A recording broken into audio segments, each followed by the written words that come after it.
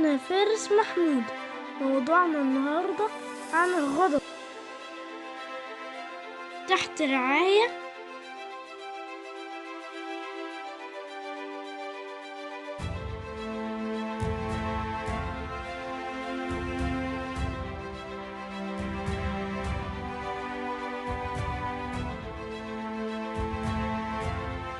الغضب صفة سيئة والدين نهانا عنها.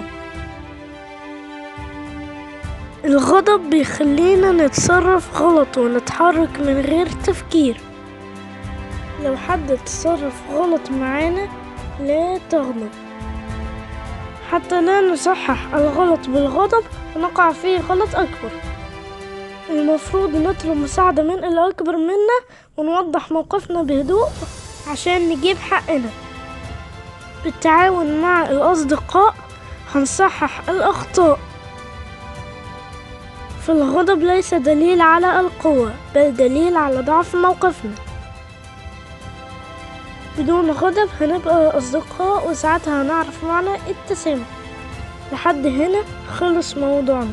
عايز رأيكم في التعليقات وحكاية عن الغضب وازاي نقدر نتغلب عليه. كان معاكم فارس محمود. سلام.